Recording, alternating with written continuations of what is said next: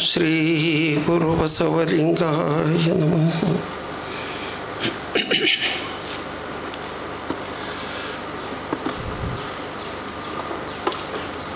ಜಾತಿ ಜಂಗಮ ಒಂದು ಕೋಟ್ಯಾನುಕೋಟಿ, ನೀತಿ ಜಂಗಮ ಒಂದು ಕೋಟ್ಯಾನುಕೋಟಿ, ಸಿದ್ಧ ಜಂಗಮ ಒಂದು ಕೋಟ್ಯಾನುಕೋಟಿ, ಜ್ಞಾನ ಜಂಗಮ ಸಿಗುವುದು ದುರ್ಲಭ ನೋಡ ಗುಹೇಶ್ವರ. ಲೋಕಪೂಜ್ಯ ಜಗಜ್ಯೋತಿ ಬಸವಣ್ಣನವರನ್ನು ಸ್ಮರಿಸಿಕೊಂಡು ಬಸವನಾಡಿನಲ್ಲಿ ಜನಿಸಿ ಇಡೀ ಪ್ರಪಂಚಕ್ಕೆ ಭಾರತೀಯ ದಾರ್ಶನಿಕ ಪರಂಪರೆಯನ್ನು ಪರಿಚಯಿಸಿದ ವಿಶ್ವತತ್ವಜ್ಞಾನಿ ಪರಮಪೂಜ್ಯ ಸಿದ್ದೇಶ್ವರಪ್ಪಗಳವರ, ಆ ಪರಮಪೂಜ್ಯರ ಗುರುವಾಗಿರುವ ಪರಮಪೂಜ್ಯ ಮಲ್ಲಿಕಾರ್ಜುನ ಅಪ್ಪಗಳವರ, ಪರಮಪೂಜ್ಯ ಮಲ್ಲಿಕಾರ್ಜುನ ಅಪ್ಪಗಳವರನ್ನು ಅಧ್ಯಾತ್ಮ ಪ್ರಪಂಚದಲ್ಲಿ ಬಹುದೊಡ್ಡ ಯೋಗಿಯಾಗಿ ನಿರ್ಮಿಸಿದಂತಹ ಪರಮಪೂಜ್ಯ ಸದ್ಗುರು ಶಿವಾನಂದ ಅಪ್ಪಗಳವರನ್ನು ನೆನೆದು ಇಂದು ನಮ್ಮೆಲ್ಲರಿಗೂ ಪರಮಪೂಜ್ಯ ಗುರುವರ್ಯರಾಗಿರುವಂತಹ ಸಿದ್ದೇಶ್ವರ ಅಪ್ಪಗಳವರ ಗುರು ನಮನ ಕಾರ್ಯಕ್ರಮದಲ್ಲಿ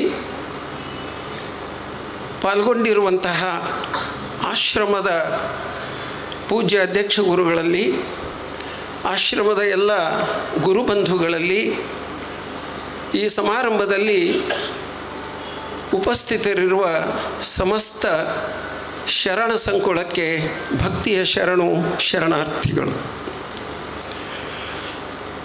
ಸುಮಾರು 56 ವರ್ಷಗಳ ಹಿಂದಿನ ಮಾತು. ನಾನು ವಿಜಯಪುರಕ್ಕೆ BLD ಸಂಸ್ಥೆಯಲ್ಲಿ PUC ವಿಜ್ಞಾನ ಓದಲು ಬಂದಾಗಿನ ಪ್ರಸಂಗ. ಆ ಸಂದರ್ಭದಲ್ಲಿ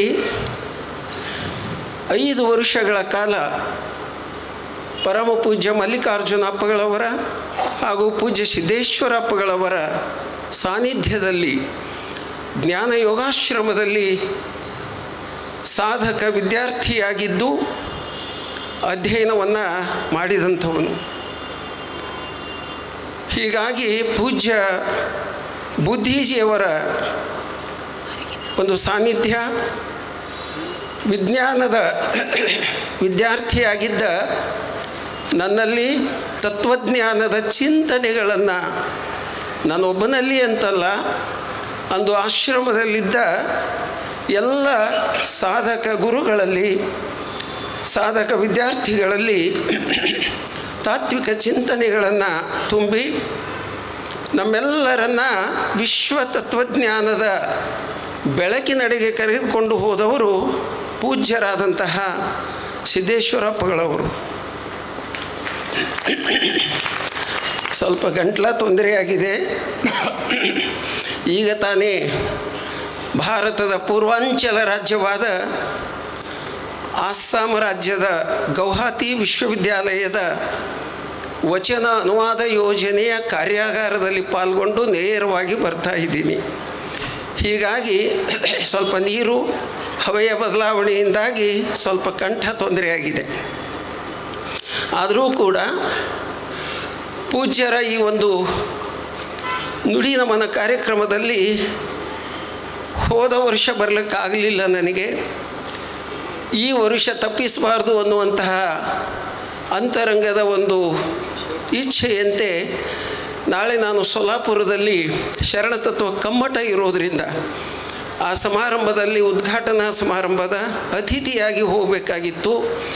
ಅದಕ್ಕಾಗಿ ಒಂದು ದಿನ ಮುಂಚೆ ಬಿಜಾಪುರಕ್ಕೆ ಬಂದು ನಾವು ಓದಿ ಬೆಳೆದು ಜ್ಞಾನವನ್ನು ಸಂಪಾದಿಸಿದಂಥ ಆಶ್ರಮದ ಪೂಜ್ಯ ಗುರುಗಳ ನಮನ ಕಾರ್ಯಕ್ರಮದಲ್ಲಿ ತಮ್ಮೊಂದಿಗೆ ಕುಳಿತು ಆ ಒಂದು ಅನುಭವಾಮೃತವನ್ನು ಆಲಿಸಿ ಹೋಗೋಣ ಅಂತ ಬಂದವನಿಗೆ ಪೂಜ್ಯ ಗುರುಗಳು ನೀವು ಒಂದು 4 ಮಾತು ಹೇಳಿ ಅಂತ ಕೇಳಿಕೊಂಡ್ರು.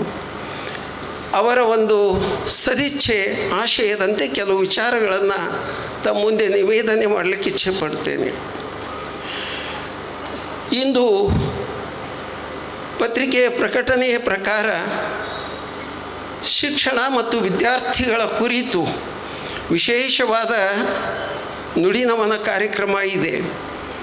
ಧಾರವಾಡದಿಂದ ಶ್ರೇಷ್ಠ ಶಿಕ್ಷಣ ತಜ್ಞರು ಚಿಂತಕರು ಆಗಿರುವ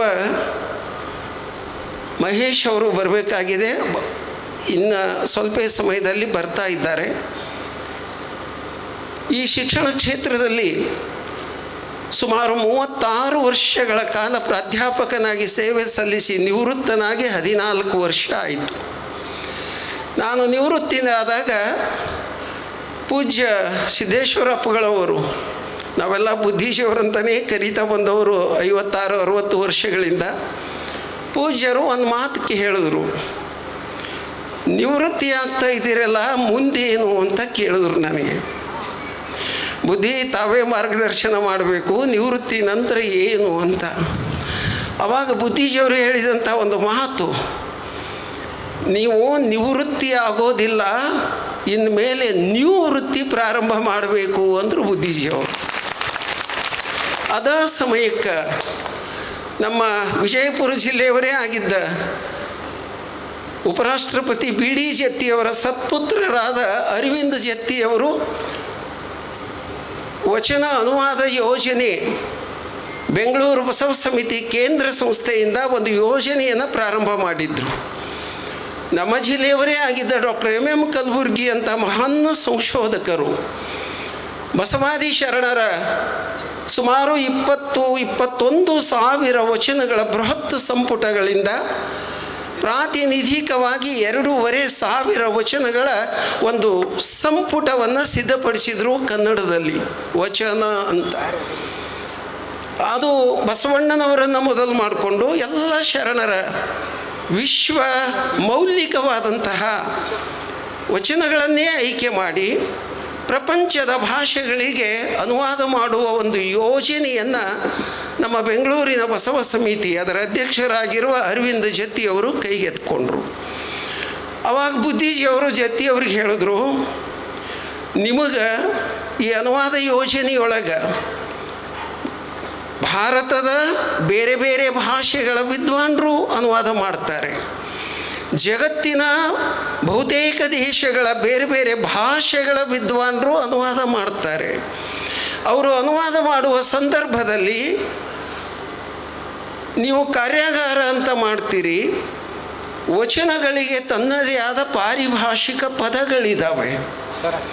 ಶರಣರ ವಚನಗಳು ಓದಲಿಕ್ಕೆ ಸುಲಭ, ಅರಿತುಕೊಳ್ಳಲಿಕ್ಕೆ ಬಹಳ ಕಷ್ಟ, ಅನುಭವಕ್ಕೆ ತೆಗೆದುಕೊಳ್ಳೋದು ಇನ್ನೂ ಕಷ್ಟ. ವಚನಗಳಲ್ಲಿ ತತ್ವಜ್ಞಾನ ಅದ, ವಚನಗಳಲ್ಲಿ ಸಿದ್ಧಾಂತ ಅದ, ವಚನಗಳಲ್ಲಿ ದಾರ್ಶನಿಕ ಚಿಂತನೆಗಳಿದ್ದಾವೆ.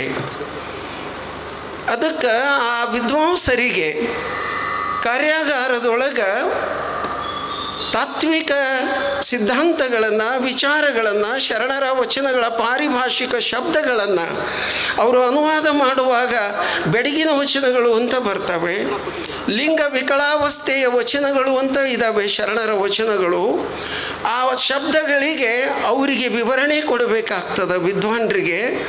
ಅದಕ್ಕೆ ನಿಮಗೆ ನಮ್ಮ ಸಿದ್ದಣ್ಣವ್ರನ್ನ ನಿಮ್ಮ ಉಡ್ಯಾಗ ಹಾಕ್ತೀವಿ ಅಂದರು ಬುದ್ಧಿಜಿಯವರು.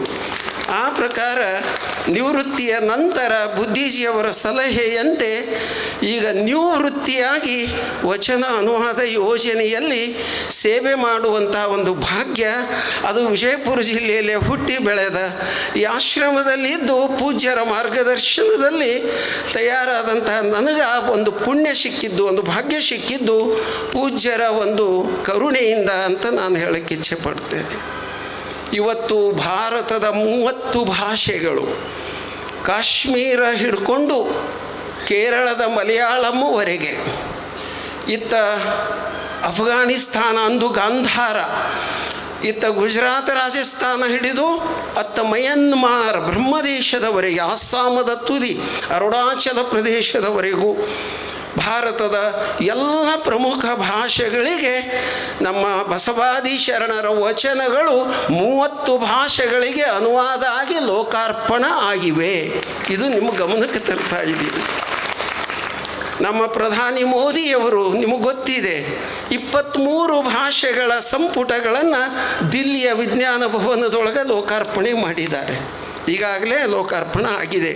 ಭಾರತದ 30 ಭಾಷೆ ಪೂರ್ಣ ಆಗ್ಯದ. ಈಗ ಮುಗಿದ ನಂತರ ಇವತ್ತು ಜಗತ್ತಿನ ಭಾಷೆಗಳ ಅನುವಾದ ಪ್ರಾರಂಭ ಆಗ್ಯದ. ಈ 2 ವರ್ಷದಿಂದ ಫ್ರೆಂಚ್, ಜರ್ಮನ್, ಜಪನೀಸ್, ಚೀನಿ ಭಾಷೆ, ರಷ್ಯನ್ ಭಾಷೆ, ಗ್ರೀಕ್ ಭಾಷೆ, ಸ್ಪ್ಯಾನಿಷ್ ಭಾಷೆ, ನೇಪಾಳಿ ಭಾಷೆ, ಅರಬ್ಬಿ ಭಾಷೆ, ಪರ್ಷಿಯನ್ ಭಾಷೆ ಮುಂತಾದ 14 ವಿದೇಶಿ ಭಾಷೆಗಳ ಅನುವಾದ ಪ್ರಾರಂಭ ಆಗ್ಯದ. 10 ಭಾಷೆಗಳು ಪೂರ್ಣಗೊಂಡವು. ವಿದೇಶಿ ಭಾಷೆಗಳು ಇನ್ನು 2 ತಿಂಗಳಲ್ಲಿ ದಿಲ್ಲಿಯೊಳಗೆ ನಮ್ಮ ರಾಷ್ಟ್ರಪತಿಗಳಾದ ಪೂಜ್ಯ ದ್ರೌಪದಿ ಮುರ್ಮು ಅವರು 10 ವಿದೇಶಿ ಭಾಷೆಗಳ 10 ಸಂಪುಟಗಳನ್ನು ಲೋಕಾರ್ಪಣೆ ಮಾಡಲಿದ್ದಾರೆ. 10 ವಿದೇಶಿ ಭಾಷೆಗಳ ವಿದೇಶದ ಅಂಬ್ಯಾಸಡರ್ಸ್, ರಾಯಭಾರಿಗಳು ನಮ್ಮ ರಾಷ್ಟ್ರಪತಿಯವರ ಪಕ್ಕದಲ್ಲಿ ಇರ್ತಾರೆ. ಆ 10 ದೇಶಗಳ ಗ್ರಂಥಗಳು ಅದು ವಚನ ಗ್ರಂಥಗಳು. 10 ವಿದೇಶಿ ಭಾಷೆಗಳ ಗ್ರಂಥಗಳು ಇದೇ ಇನ್ನು 2-3 ತಿಂಗಳಲ್ಲಿ ಲೋಕಾರ್ಪಣೆಗೊಳ್ಳಲಿದ್ದಾವೆ. ಇದು ಹಾಗೆ ಇನ್ನೂ ಮುಂದುವರಿತಾ ಇದೆ. ಒಟ್ಟು 50 ವಿದೇಶಿ ಭಾಷೆಗಳಿಗೆ ನಮ್ಮ ವಚನಗಳು ಜಗತ್ತಿಗೆ ತಲುಪ್ತವೆ. ಇದರ ಒಂದು ಕಾರ್ಯದಲ್ಲಿ ಒಂದು ಅಳಿಲು ಸೇವೆ ಸಲ್ಲಿಸುವಂಥ ಒಂದು ಅವಕಾಶ ನನಗೆ ಸಿಕ್ಕಿದ್ದು ಅದು ಪೂಜ್ಯ ಬುದ್ಧೀಜಿಯವರ ಕೃಪೆ ಅಂತ ನಾನು ಭಾವಿಸಿಕೊಂಡಿದ್ದೀನಿ. ಈ ಒಂದು ಕಾರ್ಯದಲ್ಲಿ ಒಂದು ಪ್ರಸಂಗ ನೆನಪು ಮಾಡ್ತೇನೆ. ಕಾಶ್ಮೀರ ವಿಶ್ವವಿದ್ಯಾಲಯ ಶ್ರೀನಗರದೊಳಗೆ ಅರಬ್ಬಿ ಮತ್ತು ಪರ್ಷಿಯನ್, ಇರಾನ್ ದೇಶದ್ದು ಪರ್ಷಿಯನ್ ಲ್ಯಾಂಗ್ವೇಜ್, ಸುಮಾರು 16 ಅರಬ್ ರಾಷ್ಟ್ರಗಳಲ್ಲಿ ಇರುವ ಒಂದೇ ಭಾಷೆ ಅರಬ್ಬಿ. ಆ 2 ದೇಶಗಳ 10 ಜನ ವಿದ್ವಾಂಸರು ಅರಬ್ಬಿ ಮತ್ತು ಪರ್ಷಿಯನ್ ಭಾಷೆಗಳಿಗೆ ಅನುವಾದ ಮಾಡಿ ವರ್ಕ್ಶಾಪು ಕಾಶ್ಮೀರ್ ಯೂನಿವರ್ಸಿಟಿಯಲ್ಲಿ ಇತ್ತು, ಕಾಶ್ಮೀರದಲ್ಲಿ. ಆ ಸಂದರ್ಭದಲ್ಲಿ ಜತ್ತಿಯವರು ನಾವು ಕುತೂಹಲದಿಂದ ಆ ವಿದ್ವಾಂಸರಿಗೆ ಒಂದು ಪ್ರಶ್ನೆ ಕೇಳಿದ್ವಿ. ಅವರೆಲ್ಲ ಇಸ್ಲಾಂ ಧರ್ಮದ ವಿದ್ವಾಂಸರು, ಖುರಾನ್ ಗ್ರಂಥವನ್ನೆಲ್ಲ ಆಳವಾಗಿ ಅಧ್ಯಯನ ಮಾಡಿ ಅದನ್ನು ಜಗತ್ತಿನ ಭಾಷೆಗಳಿಗೆಲ್ಲ ಅನುವಾದ ಮಾಡಿದಂತಹ ವಿದ್ವಾಂಸರು.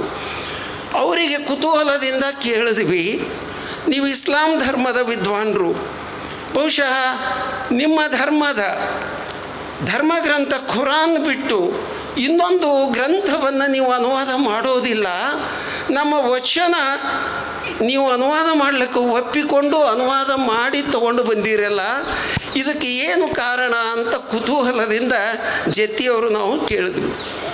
ಆವಾಗ ಅವರು ಹೇಳಿದ ಉತ್ತರ ನಾವೆಲ್ಲರೂ ಚಿಂತನೆ ಮಾಡಬೇಕು ಇವತ್ತು. ಅವರು ಏನು ಹೇಳಿದ್ರು ಅಂದರೆ, ಆಪ್ಕೆ ವಚನ ಜೋ ಹೈ ये इंसानियत का खजाना है इसलिए हमने अनुवाद किए ಅಂದರು. ವಚನಗಳು ಮಾನವೀಯತೆಯ ಭಂಡಾರ ಇದ್ದಾವೆ. ಇದು ಯಾವುದೇ ಒಂದು ಮತ, ಪಂಥ, ಪಂಗಡಕ್ಕೆ ಸೀಮಿತವಾಗಿದ್ದು ಅಲ್ಲ. ಮನುಷ್ಯತ್ವವನ್ನು, ಮನುಷ್ಯರ ಅಂತರಂಗದಲ್ಲಿರುವ, ಅವರ ಹೃದಯದಲ್ಲಿರುವ ಮನುಷ್ಯತ್ವವನ್ನು ಜಾಗೃತ ಮಾಡುವಂತಹ ಸಂದೇಶಗಳು ವಚನಗಳಲ್ಲಿ ಇರೋದನ್ನು ಕಂಡಾಗ ನಮಗೆ ನಮ್ಮ ಖುರಾನನ್ನು ಓದಿದಷ್ಟೇ ಸಂತೋಷ ಆಯಿತು ಅಂತ ಅವ್ರು ಹೇಳಬೇಕಾದ್ರೆ, ಇವತ್ತು ದೀಪದ ತೆಳಗೆ ಕತ್ತಲೆ ಅನ್ನುವಂತೆ ಬಸವಣ್ಣನ ನಾಡಿನ ಜನ ನಾವು ಇವತ್ತು ವಚನಗಳನ್ನು ಎಷ್ಟರ ಮಟ್ಟಿಗೆ ಅಧ್ಯಯನ ಮಾಡಿದ್ದೇವೆ, ಎಷ್ಟರ ಮಟ್ಟಿಗೆ ವಚನಗಳನ್ನು ಅರ್ಥ ಮಾಡಿಕೊಂಡಿದ್ದೇವೆ, ಆ ವಚನದಂತೆ ನಾವು ಎಷ್ಟರ ಮಟ್ಟಿಗೆ ಬದುಕ್ತಾ ಇದ್ದೀವಿ ಅನ್ನೋದು ನಾವೆಲ್ಲ ಆತ್ಮಾವಲೋಕನ ಮಾಡ್ಕೋಬೇಕಾಗ್ಯದ. ಇವತ್ತು ವಚನ ಒಮ್ಮೆ ಬುದ್ಧೀಜಿಯವರ ಪ್ರವಚನ ರಾಮದುರ್ಗದಲ್ಲಿದ್ದಾಗ ನಮ್ಮ ಹರ್ಷಾನಂದರು ಅಪ್ಪಗಳು ಎಲ್ಲರೂ ಇದ್ದರು, ಬಸವಾನಂದ ಅಪ್ಪಗಳು ಇದ್ದರು. ಪ್ರತಿದಿನ ಮುಂಜಾನೆ ಕೂತ್ಕೊಂಡು ಬುದ್ಧೀಜಿಯವರು ಪ್ರವಚನ ಮಾಡುವಾಗ ಎದುರಿಗೆ ಕೂತ್ಕೊಂಡು ಬರ್ಕೊತಿದ್ದೆ ನಾನು. ಇದು ನನಗೆ 56-60 ವರ್ಷಗಳ ರೂಢಿ. ವಿದ್ಯಾರ್ಥಿ ಇರುವಾಗಲೆಲ್ಲ ನಮ್ಮ ಶಿವಾನುಭವ ಮಂಟಪದಲ್ಲಿ ಬುದ್ಧಿಜಿಯವರು ಪ್ರವಚನ ಮಾಡುವಾಗ ಎದುರಿಗೆ ಕೂತ್ಕೊಂಡು ಬರ್ಕೊಳ್ಳೋದು ರೂಢಿ ಅವತ್ತಿನಿಂದ ಇವತ್ತಿನ ತನಕ ಮುಂದುವರ್ಕೊಂಡು ಬಂದಿದೆ. ಆವಾಗ ಪೂರ್ಣ ಬರ್ಕಂಡೆ ನಾನು. ಬುದ್ಧಿಜಿಯವರು 1 ತಿಂಗಳು ಪ್ರವಚನ ಮಾಡಿದ್ರು. ಬರೆದ ನಂತರ ಒಂದೇ ತಿಂಗಳಲ್ಲಿ ಅದನ್ನು DTP ಮಾಡಿಸಿ ಸಿದ್ಧಪಡಿಸಿ ನಮ್ಮ ಶ್ರದ್ಧಾನಂದರು ಇವರೆಲ್ಲ ಬಂದು ಅದನ್ನು ಬುದ್ಧಿಜಿಯವರ ಪ್ರವಚನ ಹುಮ್ನಾಬಾದ್ದಾಗಿತ್ತು, ಕಲ್ಯಾಣ ನಾಡಿನ ಹುಮ್ನಾಬಾದ್. ಅಲ್ಲಿಗೆ ಹೋಗಿ ಹಸ್ತಪ್ರತಿ ಅದನ್ನೆಲ್ಲ ಬುದ್ಧಿಜಿಯವ್ರ ಮುಂದೆ ಪೂರ್ಣ ಓದಿ ಕೆಲವು ಸಂಸ್ಕೃತ ಶ್ಲೋಕಗಳಲ್ಲಿ ಏನಾದರೂ ಅಕ್ಷರ ದೋಷ ಇದ್ದರೆ ಬುದ್ಧಿಜಿಯವ್ರ ಕಡೆಯಿಂದನೇ ಸರಿಪಡಿಸಿಕೊಂಡು ಬಂದು ಮುದ್ರಣ ಹಾಕಿಸಿ, ಆಶ್ರಮದ ಪ್ರಕಾಶನವಾಗಿಯೇ ಮುದ್ರಣ ಹಾಕಿಸಿ ಕಲಬುರಗಿಯಲ್ಲಿ ಬುದ್ಧಿಜಿಯವರ ಪ್ರವಚನ ಇದ್ದಾಗ ವೇದಿಕೆಯ ಮೇಲೆ ಲೋಕಾರ್ಪಣೆ ಮಾಡಿದ್ದೀವಿ. ಆ ಗ್ರಂಥವನ್ನು 4000 ಪ್ರತಿಗಳನ್ನು ಪ್ರಿಂಟ್ ಹಾಕಿಸ್ಕೊಂಡು ಅದರ ಹೆಸರು ಸುಜ್ಞಾನ ಸಂಪತ್ತು. ಪ್ರತಿಯೊಬ್ಬ ವಿದ್ಯಾರ್ಥಿಗಳೂ ಕೂಡ, ಪ್ರತಿಯೊಬ್ಬ ಸಾಧಕರೂ ಕೂಡ ಇದು ನಮ್ಮ ಸಂಪತ್ತು ಅಂತ ಒಪ್ಪಿಕೊಳ್ಳಬೇಕು. ಆ ದಿಶೆಯೊಳಗೆ ಅದಕ್ಕೊಂದು ಶೀರ್ಷಿಕೆಯನ್ನು ಕೂಡ ಅದನ್ನು ಕೊಟ್ಟು ಆಶ್ರಮದಿಂದ ಪ್ರಕಟ ಆಗ್ಯದ. ಹೋದ ವರ್ಷ ನನಗೆ ಬರೋಕ್ಕಾಗಲಿಲ್ಲ, ಮತ್ತೆ ಅದನ್ನು ಒಂದು 2000 ಪ್ರತಿ ಮರುಮುದ್ರಣ ಹಾಕಿ ಆಶ್ರಮಕ್ಕೆ ಕಳಿಸಿಕೊಟ್ವಿ.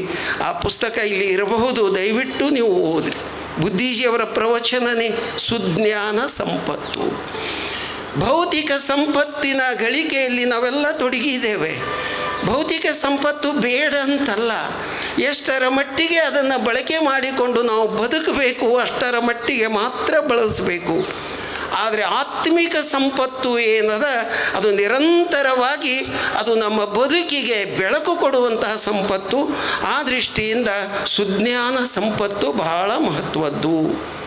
ಅಂತಹ ಸುಜ್ಞಾನ ಸಂಪತ್ತಿನ ಸಾಧಕರು ಅಥವಾ ಅದನ್ನ ಗಳಿಸುವವರು ನಾವು ಆಗಬೇಕಾಗ್ತದೆ. ಈ ಜಗತ್ತಿನೊಳಗೆ ಜ್ಞಾನ ಅದ, ವಿಜ್ಞಾನ ಅದ, ಸುಜ್ಞಾನ ಅದ. ಬುದ್ಧಿ ಬೆಳೆದು ವಿಕಾರಕ್ಕೆ ಒಳಗಾಗ್ತದೆ, ಆದರೆ ವಿಜ್ಞಾನ ಬೆಳೆದು ಮಾನವ ಕುಲವನ್ನೇ ನಾಶ ಮಾಡ್ತಾ ಇದೆ ಇವತ್ತು. ಆದರೆ ಸುಜ್ಞಾನ ಎಂದು ನಮ್ಮ ಹೃದಯದೊಳಗೆ ವಿಕಾಸ ಆಗ್ತದೆ ಅಂದು ಮಾತ್ರ ಇಡೀ ಮಾನವ ಕುಲ ಬದುಕಲಿಕ್ಕೆ ಸಾಧ್ಯ ಅದ ಅನ್ನೋದನ್ನು ಈ ಸಂದರ್ಭದಲ್ಲಿ ಪರಮ ಪೂಜ್ಯ ಬುದ್ಧಿಜಿಯವರ ಈ ಒಂದು ನುಡಿ ನಮನದಲ್ಲಿ ತಮ್ಮೆಲ್ಲರಿಗೂ ಈ ಮಾತುಗಳು, ಅದು ಬುದ್ಧಿಜಿಯವರ ಮಾತುಗಳೇ, ಅವುಗಳನ್ನು ತಮ್ಮ ಹೃದಯಕ್ಕೆ ಎಡೆ ಮಾಡಿ ಈ ಒಂದು ವಿಚಾರಗಳಿಗೆ ಇಲ್ಲಿ ವಿರಾಮ ಹೇಳ್ತೇನೆ. ತಮ್ಮೆಲ್ಲರಿಗೂ ಶರಣಾರ್ಥಿಗಳು.